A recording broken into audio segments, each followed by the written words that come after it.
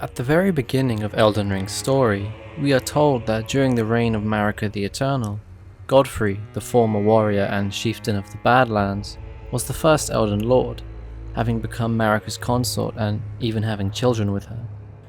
These children grew up to be the twin Omens, Mohg the Lord of Blood, and the Omen King Morgott, along with Godwyn the Golden, but that's a story for another day. The reason I mention this is because Godfrey was only the first Elden Lord of the Golden Order in the age of the Erd Tree, but what we are concerned about is the time before. Was there an age before the Erd Tree? The answer is yes. In the prehistoric age before the Erd Tree, the world was ruled by the ancient dragons. Above them all was the Dragon Lord Placidusax.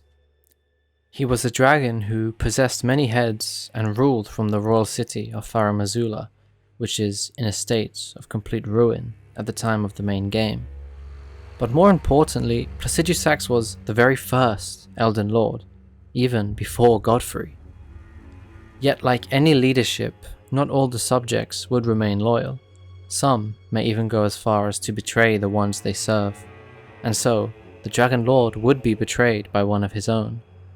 This traitorous black dragon was none other than Bayle, the Dread. Bayle and Placidusax battled one another in a very violent brawl, which ultimately ended in a stalemate of which no victor prevailed. However, this did not come out of peace. In fact, both dragons suffered grievous wounds from one another before Bayle eventually fled to the realm of shadow. The injuries sustained by both dragons were immense. Bayle had taken 2 of Placidusax's many heads, whilst Bayle himself had lost both his wings and his left leg. And curiously enough, if you look closely, you can actually see the missing heads of Placidusax attached to Bayle's body. Even more unfortunate for Placidusax, it was at this time that the god he worshipped had fled, and so Placidusax awaited, withdrawing to his seat in the heart of the storm within Farum Azula, just waiting for his god to return, where he is then found by the Tarnished. The remembrance of the Dragon Lord reads, "The Dragon Lord whose seat lies at the heart of the storm beyond time is said to have been Elden Lord in the age before the Erd Tree. Once his god was fled, the Lord continued to await its return." And so, with the Dragon Lord out of the picture, and Bayle having fled into the lands of shadow, Bayle could now reside by himself, ruling over the drakes that are found within the Jagged Peak, independent of the rule of the Dragon Lord. Now, let's discuss what we now know from the DLC. Upon interacting with the Dragon Communion priestess Florisax, who is found at the altar of Dragon Communion near the Jagged Peak, she will tell you of Bayle and his betrayal. In a time long past, Bayle turned upon the Dragon Lord. The foul traitor assailed our master and inflicted a grievous wound, only to make a hasty retreat, becoming a sworn enemy of the brood.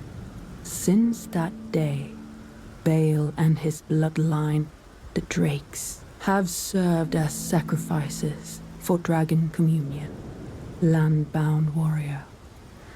My lord, Placidusax, has shown your kind what must be done. Seek communion. Sate your boundless appetite.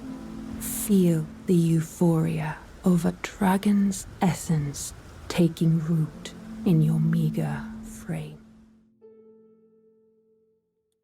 The process of Dragon Communion isn't new, yet we now know why we, the player, commune with the hearts of drakes that are slain in the lands between. It's all because of Bayle. Bayle is the ancestor of the drakes, or the lesser dragons as they are known, and this explains why we can harness their powers at the altars of Dragon Communion. They served as sacrifices, as Bayle was a traitor, and so any drake born of his bloodline was an enemy to the Dragon Lord. And so, the whole idea of Dragon Communion was Placidusax's idea, so that the drake warriors who partake in communion could eventually hunt down and kill Bayle by harnessing the power of his own bloodline. If you choose to commune with the heart of Bayle, you can receive either one of the incantations, Bayle's Flame Lightning or Bayle's tyranny. The item description for Bayle's tyranny reads, one of the greatest Dragon Communion incantations, harnesses the fearsome power of Bayle the Dread, channels the form of the Dread Dragon to emit mighty roar accompanied by a heatwave burst, causing violent eruptions of fire in the area. We know Bayle isn't weak. We can see him use such abilities during the battle, and it's a challenging battle. And knowing that not even the mighty Dragon Lord was able to fully best him really sets the stakes for the encounter, and is a testament to Bayle as a dragon and a warrior. Yet, having said all of this, Bayle's story can never truly be finished without talking about the Broken Drake warrior, Igon. If you ask Florasax about him, she will say, I remember that name well. The Broken Drake warrior, driven by bottomless hunger and fiery ambition. Precisely what the Dragon Lord envisaged for men who partake in Dragon Communion. The mad hunger and fierceness of spirit that only flows from those young and short of sight. He rather reminds me of Bayle. In fact, such thoughts are unfathomable to ones as old as we. Igon may have been a Drake Knight, and we can see that Igon has this deep hatred for Bayle through both his dialogue and what the priestess describes. And as the Drake Knights were sworn enemies of the Drakes, it's not that this hatred was unusual, yet Igon's was deeper and seemed much more personal. So what did Bayle do to invoke such a fury within Igon? It seems that Igon's story is synonymous with that of Hervin Melville's novel Moby Dick. In the novel, Captain Ahab holds this grudge against a giant whale which ripped off his leg, and in a similar fashion, Igon can be first seen with his legs missing, crawling upon the ground as he curses Bayle in deep agony. Upon defeating the drakes that reside within the jagged peak, the Tarnished finds Igon again, only this time he has much more to say for himself. Igon asks you to scale the jagged peak, and when you find Bayle, summon his soul, and he will aid you in the fight. If you choose to do so, you are gifted with some excellent dialogue. Curse you, Bayle! I hereby vow you will rue this day. Behold, a true Drake warrior, and I, Igon, your fears made flesh. Solid of scale you might be, foul dragon, but I will riddle with holes your rotten hide. To the hail of harpoons, with every last drop of my being. He uses his dragon-hunting great bow to inflict agony upon Bayle. The item description for Igon's harpoon reads, Great arrow that bristles with sharp gravel stone pieces, has an anti-dragon effect. The Broken Drake warrior Igon made these one by one in the midst of his agony, so that Bayle the Dread himself would know fear. And so Igon swore to make Bayle feel the same fear and pain that he had caused him, and with the help of the Tarnished, Igon can finally get his vengeance. That is, before tragically passing away, leaving his armor and his dragon-slaying great bow. And just an interesting aside regarding Igon, it seems that he was never always a Drake warrior.